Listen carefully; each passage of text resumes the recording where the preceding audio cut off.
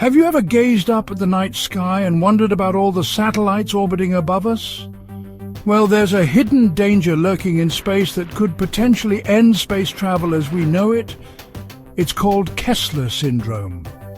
Named after NASA scientist Donald J. Kessler, who first proposed the idea in 1978. It's a scenario where the density of objects in low Earth orbit is high enough that collisions between objects could cause a cascade of collisions. Each collision generates more debris, which leads to more collisions, and so on. Imagine a satellite zooming through space at thousands of miles per hour. Now, imagine it smashing into another satellite. The impact would create thousands of tiny pieces of debris, each one potentially dangerous. This debris can collide with other satellites, creating even more debris. And so begins the chain reaction. Kessler Syndrome isn't just science fiction. It's a real and growing concern. We've already seen incidents that hint at the potential for catastrophe.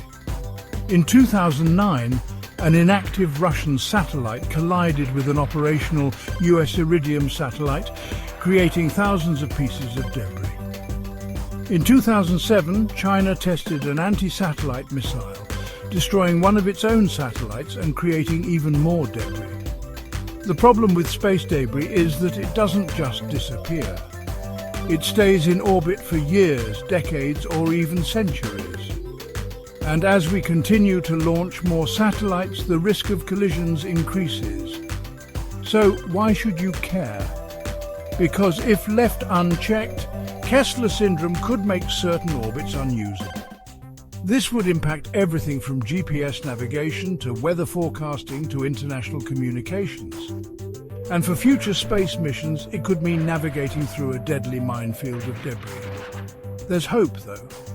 International cooperation and new technologies are being developed to mitigate the risks. Space agencies and companies are working on debris removal techniques like using nets, harpoons, or even lasers to clean up the mess. But it's a race against time.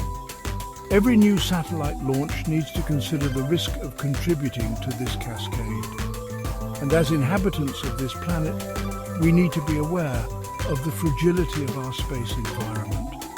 So next time you look up at the stars, remember, we're not just reaching for the cosmos. We're also responsible for ensuring it remains a place that we and future generations can explore. Thanks for watching. Don't forget to like, share, and subscribe for more fascinating insights. Until next time, keep looking up.